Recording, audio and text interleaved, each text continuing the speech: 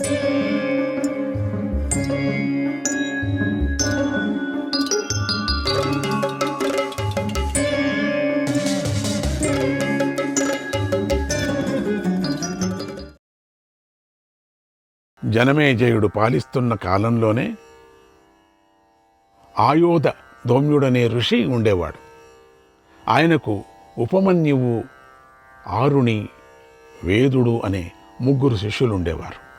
ఒకనాడు గురువుగారు ఆరుణిని పిలిచి, నాయనా, మన పొలానికి గండి రంధ్రం పడింది, నీళ్లు పొలంలోకి వచ్చేస్తే పంట పాడైపోతుంది. బాగా వినండి కథను, జంప్ అవుతున్నా అనుకోవకండి, వస్తున్నాను అట్లనే. కనుక నువ్వు ఎలాగైనా సరే ఆ గండిని పూడ్చి పంటను కాపాడు అని చెప్పి పంపాడు. గురువుగారి మాట ప్రకారం ఆరుణి పొలం వద్దకు వెళ్ళి గండిని పూడ్చటానికి శాయశక్తులా ప్రయత్నించాడు. కానీ ఏమి చేసినా రంధ్రాన్ని పూడ్చలేకపోయాడు. నీరు కారుతూనే ఉంది. ఆరుణి ఇక లాభం లేదని తానే రంధ్రానికి అడ్డంగా పడుకొన్నాడు. అంతే, అప్పటి వరకు ఏం చేసినా ఆగని ధార చిత్రంగా టక్కునాగిపోయింది. కాలం గడిచింది. ఆరుణి ఆశ్రమానికి తిరిగి రాలేదు. రాత్రి అయిపోయింది. అందుకు ఆయోధ ధౌమ్యుల వారు కంగారు పడ్డారు. తామే ఆరుణిని వెతుక్కుంటూ పొలం వద్దకొచ్చారు.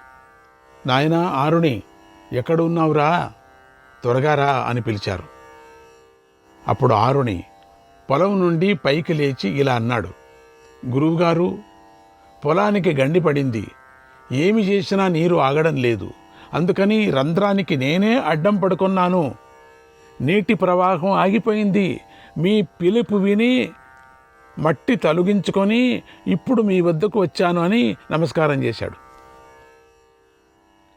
ఆ పనికి ఆయోధ ధౌమ్యుల వారు ఎంతో సంతోషించి ఇలా అన్నారు, ఆరుణి, మట్టిని తొలగించుకొని పైకి వచ్చావు కనుక ఈ రోజు నుండి నువ్వు ఉద్దాలకుడనే పేరుతో ప్రసిద్ధికెక్కుతావు.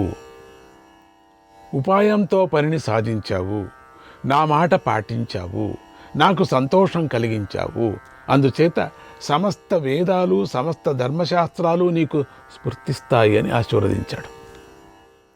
ఉద్దాలకుడు గురువుగారికి నమస్కారం చేసి తనకిష్టమైన చోటుకి వెళ్ళాడు. అప్పుడు వెళ్ళిపోయాడు. ఇప్పుడు మనం ఉపమన్యుడి కథ చెప్పుకుంటున్నాం. ఇక ఆయోధ ధౌమ్యుల వారి 2వ శిష్యుడి పేరు ఉపమన్యువు. గురువుగారు ఒకనాడు ఉపమన్యువుని పిలిచి, నాయన, గోవులను కాస్తూ ఉండు అని ఆజ్ఞాపించారు. ఉపమన్యువు గురువుగారి మాట పాటించాడు. గోవులను కాచాడు. ఒకనాడు గురువుగారు ఉపమన్యువుని పిలిచి, ఉపమన్యు, నువ్వు ముద్దుగా బొద్దుగా ఉన్నావు, బలంగా దృఢంగా ఉన్నావు, నీ అందం యొక్క రహస్యాన్ని చెప్పవా, సంతోషిస్తాను అన్నాడు.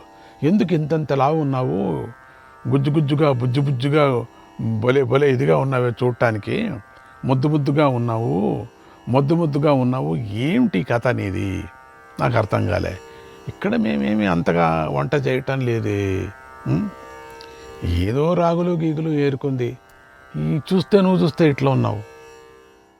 ఉపమన్యువు, గురువుగారు, ఇందులో రహస్యమేమీ లేవు, బిచ్చమెత్తుకొని బ్రతుకుతున్నాను అన్నాడు. ఓహో, అదే మధుకర భిక్షమా అనుకున్నాడు. భిక్షమా, అందుకే మంచి ఆహారం దొరుకుతుంది లేండి, ఫస్ట్ క్లాస్గా తినచ్చు. అది ఈ శిష్యులు ఎంత పెద్ద యజ్ఞం చేసేటువంటి వాళ్ళు, వీళ్ళంతా వస్తూ మా ఇంటి ముందర నిలుచుంటేనే భిక్షం వేస్తారు కదా, అది చూడటానికి ముద్దుగా ఉన్నాడు. ధౌమ్యుల వారు, అది ధౌమ్యుల శిష్యులంటే అన్నం వేయకుంటారా? అలానా? అయితే ఈ రోజు నుంచి నువ్వు నాకు భిక్ష తెచ్చి ఇవ్వకుండా అన్నం తినకూడదు అన్నారు. ఈ రోజు నుంచి నాకు కూడా భిక్ష కావాలా, నువ్వు నాకు ఇచ్చేసేయాలా, రుచిగా ఉంటుంది, ఒక్కొక్క ఇంట్లో ఒక్కొక్క విధంగా ఉంటుంది. అందరూ కూడా బ్రాహ్మణులే కాబట్టి ఆ బ్రాహ్మణ భోజనం అద్భుతంగా ఉంటుంది. ఉపమన్యు వినయంగా తల ఊపి, చూడు, నాకు మాత్రం తీసుకొచ్చి పెట్టేశాల, నీవంతా భిక్ష నువ్వు తినకూడదు. ప్రతిరోజు బిచ్చమెత్తినటువంటి భిక్షాన్నాన్ని గురువుగారికే ఇచ్చాడు.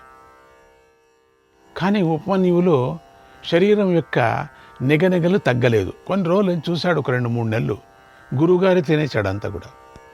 అతడి శరీరం శుష్కించలేదు. శిష్యుడిది ఇంకా బాగా ముద్దుగానే ఉన్నాడు. పైగా మరింత బలంగా అందంగా తయారయ్యాడు. వేరే కాంతితో వెలిగిపోయాడు. అప్పుడు కళ లేదు. ఇప్పుడు ఏమిటి ఇంత కళగా ఉన్నాడో తెలియదు, అర్థం కాలే. దౌమ్యుల వారు ఇది గమనించి ఉపమన్యువుని పిలిచి ఇలా అడిగారు, నాయనా, భిక్షాన్నం నాకే ఇస్తున్నావు కదా, మరి నువ్వు చిక్కిపోవలసినది కదా, నువ్వు చిక్కిపోయినది పోయి దుఃఖలాగా తయారయ్యేమిటి? ఇదేంటిది? ఈ మెరుపులేమిటి? శరీరానికి ఈ వెలుగులేమిటి? ఈ రహస్యాన్ని కూడా చెబితే సంతోషిస్తానన్నాడు. ఉపమన్యు, గురువుగారు, ఇందులో కూడా రహస్యం లేదు గురువుగారు. నేను 2వ భిక్షకు వెళుతున్నాను, దాన్ని తింటున్నాను. అదే 2వ ఇంకొన్ని ఇండ్లు వదిలేశారు, అక్కడికి వెళ్ళాడు. పోటీగా పెట్టారు వాళ్ళు. మొదటి ఇంటి వాళ్ళకన్నా ఎక్కువ పెట్టారు. బాగా ఇంకా కొంచెం సాంబార్లు, ఇంకా ఎక్కువ కూరలు ఎక్కువ పెట్టారు. మొదటి ఇంటి వాళ్ళక, నాయన మా ఇంటికి వచ్చావు, మంచి పని చేశావు అని. అది దోములి వారు శిష్యులు అంటే ఏమనుకున్నావు? అందుకని వాళ్ళు ఏం చేశారు, మొదటి ఇంటి వాళ్ళకన్నా పోటీలుగా పెట్టేశారు. అందుకని మొదటిది మీకు, 2వది నాకు, అంతే. దీంట్లో రహస్యమే ఉంది గురువుగారు, ఏమీ లేదు అన్నాడు. అప్పుడు గురువుగారు, మా నాయనే, నిజం చెప్పావు, చాలా సంతోషం. మొదటి భిక్ష నాకట, 2వది నీకట. ఏంటయ్యా? అయితే ఇక్కడ ఒక ధర్మం ఉంది, గమనించు. భిక్షకి 2వ వెళ్ళటంలో ఎంతో దోషం ఉంది, అది తెలీదా నీకు? పాపం ఉంది, అదెంతో తప్పు, న్యాయం కాదు. ఎందుకంటే భిక్ష మీదే జీవించే వారికి ఆహారం లేకుండా చేస్తున్నావు, వారి పొట్ట కొడుతున్నావు, వారికి అడ్డంకిగా తయారవుతున్నావు. నీకు భిక్ష వేసిన తర్వాత మొదటి ఇండ్ల వాళ్ళు 2వ భిక్ష వేరే వాళ్ళకి వేస్తారు, మళ్ళీ నీకే వేస్తారు. కొంతమందికి దొరకదు, అన్యాయంగా వాళ్ళ పొట్టని వాళ్ళని కొడుతున్నావు. దీనివల్ల నువ్వు లోబివి కూడా అయిపోతావు, జాగ్రత్త. అందుచేత 2వ భిక్షకు వెళ్ళవద్దు, అది మంచిది కాదు అన్నారు. ఉపమన్యు వినయంగా, అలాగే అండి స్వామి గారు, సంతోషం అండి, ఇంకేదో వేసుకున్నాడో తెలియదు అని గురుగారి మాట పాటించాడు. గోసేవ చేసుకుంటూ ఉన్నాడు. ఎన్నో వేల కొద్ది గోలను తీసుకురావటం. కొంతకాలం గడిచింది. 2-3 నెలలు ఊరికే ఉండిపోయారు. ఉపమన్యు బలంగానే ఉన్నాడు, ఇంకా బలంగా తయారయ్యాడు. శరీరం పుష్టిగానే ఉంది. అతడిలో ఏమి మార్పు రాలేదు, సన్నగా కాలేదు. కొంతమంది చాలామంది తింటూ ఉంటారు, ఎంతైనా తింటారు, సన్నగానే ఉంటారు. కొంతమంది ఏం తినరు, ఇంతే తింటారు, రావుగా ఉంటారు. ఏమో తెలీదు, వాళ్ళ కర్మ. అప్పుడు గురువుగారు అది గమనించారు. ఇలా అడిగారు, నాయనా, నా మాట పాటించావు, మొదటిసారి అన్నం తినటం లేదు, 2వ భిక్షమెత్తటం లేదు, అయినా కూడా కండపట్టి ఉన్నావేమిటి నువ్వు? ఇంకా కండలాగా ఉన్నావు చూస్తే. ఏమి నువ్వు ఏదైనా ఇది కుస్తీకి ఏదైనా ప్రాక్టీస్ చేసుకుంటున్నావా నువ్వు? ఈ రహస్యాన్ని కూడా చెప్పు, ఆనందిస్తాను. అప్పుడు ఉపమన్యువు, ఏమీ లేదు గురుగారు, గోవులను కాస్తూ ఉన్నాను కదా, కొద్దిగా ఆవు పాలను పుచ్చుకున్నాను అంతే అన్నాడు. ఒక 100 గోవు పాలను పుచ్చుకున్నాను అన్నాడు. కొద్దిగా, అది కూడా ఎక్కువ కూడా. 100 గోవు పాలు కొద్దిగా పుచ్చుకున్నావా నాయన? మా నాయనే, ఎంత సత్యం చెప్పావురా నువ్వు. అవును, ఎంత సత్యం. అదే దేశీ ఆవులు పాలు ఎక్కువ ఇస్తాయి కదా, అవి ఆ దేశీ ఆవులు అంటే మన దేశం ఆవులు ఉన్నాయి, కొన్ని రాజస్థాన్ అటువంటి ఆవులు కొన్ని ఉన్నాయి, అవి చాలా బాగా ఇస్తూ ఉంటాయి. ఆ గిర్నారు ఆవులు చాలా బాగా రుచిగా ఉంటాయి. గిర్నారు పాలు తాగితే చాలా బలం వస్తుంది. ఓహో, అదే నీ సంగతి. అని చెప్తున్నాడు, వివరణ చేసి చెప్తున్నాడు. గిర్నార్ది, రేసీది, పంజాబ్ది అంటున్నాడు. ఓహో అదే, పంజాబ్ ఆవు పాలు 2 లీటర్లు, గిర్నార్ ఆవు పాలు అవి 3 లీటర్లు, ఇవి తాగుతున్నాడట. ఓ అదే నాయన నువ్వు చేస్తుండేది. అవును స్వామి, అంతే, దాంట్లో రహస్యమేమి లేదు స్వామి, అందుకే ఇంతగా ఉన్నావు. మొదట్లో బిచ్చమెత్తుకొని హాయిగా తినేవాడివి, అప్పుడు పాలంతా దూళ్ళకే అయిపోయాయి, ఇప్పుడు దూళ్ళకు రాకోకుండా చేస్తున్నావా అనుకున్నాడు. ఈ రోజు నుంచి ఆ పాలను కూడా త్రాగొద్దు, అన్యాయంగా దూడలు లేకుండా చేస్తున్నావు, అది న్యాయం కాదు అన్నారు. ఉపమన్యువు ఆ మాటను కూడా పాటించాడు. అలాగే గురువుగారు ఇంకేం పెట్టుకుంటాడు తినేది. గోవులను కాపలా కాశాడు, అయినా కూడా బలంగానే ఉన్నాడు. దోమిల వారికి మళ్ళీ అనుమానం వచ్చింది, ఈ మనిషినా లేక ఏదో దేవతనా లేక దెయ్యమా అనుకున్నాడు, అర్థం కాలే దోమిల వారికి. ఉపమన్యువుని పిలిచి చెప్పాడు, నాయన ఈసారి ఏం చేసావయ్యా, ఏ ఉపాయాన్ని పన్నావయ్యా, చాలా ఉపాయాలు తినటానికి బాగా పండుతావయ్యా నువ్వు అని అడిగాడు. ఉపమన్యువు, ఏమీ లేదు గురువుగారు, దూడలు పాలు త్రాగేటప్పుడు నురుగు వస్తుంది కదా, ఆ నురుగును నేనే త్రాగేస్తున్నానన్నాడు. ఓహో, ఆ దూడలు కంటే నురుగు కొన్ని వేల ఉండే దాన్ని తాగి పారేశాడు. మిగడలాగా ఉంటుందిలేండి, బులిబా ఉంటుంది, నురుగు ఉంటే మిగడ. అప్పుడు దోమిల వారు, నాయన చిరంజీవి, ఎంత బుద్ధిరా నీకు, పోన్లే ఆ పని కూడా ఎంతో తప్పు, ఆయన ప్రతిదానికి తప్పు పడుతున్నాడు. ఆయనేమిటి ఇట్లా, ఎందుకంటే దూడలు ఆ నురుగును కూడా త్రాగుతాయి, జాగ్రత్త, కనుక వాటి జీవనానికి నువ్వు అడ్డం పడుతున్నావు, నురుగు తాకపోతే దానికి బలం ఉండదు. అన్ని దానికి గురుగారు ఏదో చెప్తున్నారు. పాపాన్ని మూటగట్టుకుంటున్నావు, అది కూడా తప్పే. ఈ రోజు నుండి నువ్వు ఆ నురుగును త్రాగటానికి కూడా వీలు లేదు చెప్పేశాడు. నురుగు కూడా తాగకూడదు, వెళ్ళి నాకుతున్నావా నాయన నువ్వు, అది కూడా చేయొద్దు నువ్వు అని. ఉపమన్యువు సరే అని గురువుగారి మాట పాటించాడు. సరే గురువుగారు అన్నారు. ఇక ఏ ఉపాయాన్ని పన్నలేదు, గోవులను రక్షించటంలోనే దృష్టిని పెట్టాడు. ఏమీ తినకపోవటంతో ఆకలి విజృంభించింది, శరీరం కృషించింది, అన్ని బంద్ చేశాడు. అన్ని చోట్ల బంద్, ఎక్కడ ఏమి దొరకవు. ఒకనాడు ఉపమన్యువు ఆకలి బాధకు తట్టుకోలేకపోయాడు. అక్కడ ఒక జిల్లేడు చెట్టు కనిపించగా దాని ఆకులు తురించి గబగబా తినేశాడు. తట్టుకోలేకపోయాడు. చాలా రోజులు ఉన్నాడు, దున్నలాగా ఉండేవాడు, ఆ దున్నంతా కరిగిపోయింది. కొన్ని రోజులు పట్టింది దున్న కరగటానికి. జున్ను తాకి దున్నగా ఉండేవాడు, కొన్ని రోజులు పట్టింది. ఇక ఆకలి తట్టుకోలేకపోయాడు. పాపం ఏమీ తెలీదు అని గబగబగా ఆ జిల్లేడు చెట్టు కనిపించింది, దాని ఆకలి తురించి గబగబా ఆకలి తుంచుకొని పాలు వచ్చాయి అనుకున్నాడు. పాలు వస్తున్నాయి, పాలు తాగొచ్చు కదా అని ఆ ఆకులు కరకరంగాను చేదుగాను వగరుగాను ఉంటాయి, కడుపులో మంటను పుట్టిస్తాయి, నెమ్మదిగా చూపును పోగొడతాయి. ఉపమన్యువుకు అలాగే జరిగింది. నెమ్మదిగా చూపు పోయింది, గ్రుడ్డివాడై ఒక బావిలో పడిపోయాడు. ఆ పాలన్నీ తాగేశాడు. ఆ జిల్లేడు పాలు తాగాడు, ఆకు తినేశాడు. ఆకడి ఎప్పుడు అయిపోయింది, లోపలికి వెళ్ళిపోయిందో అది విషం అయిపోయి కళ్ళు కనపడుకోకుండా పాడుపడినటువంటి బావిలో పడిపోయాడు. ఇంతలో సూర్యుడు అస్తమించాడు. ఎప్పుడు ఆ సమయానికి ఆశ్రమానికి చేరేటువంటి వాడు ఉపమన్యువు ఎంతసేపు అయినా రాకపోయేసరికి గురువు గారికి కంగారు పుట్టింది.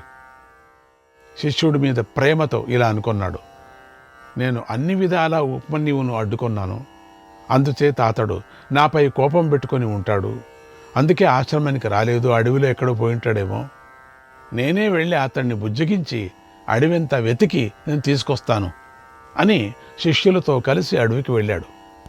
ఉపమన్యు ఉపమన్యు అన్ని చోట్ల పిలుస్తున్నారు. రాత్రి వేళలో ఉపమన్యు అని ఆర్తిగా పిలిచాడు. గురువుగారికి చాలా ప్రేమ.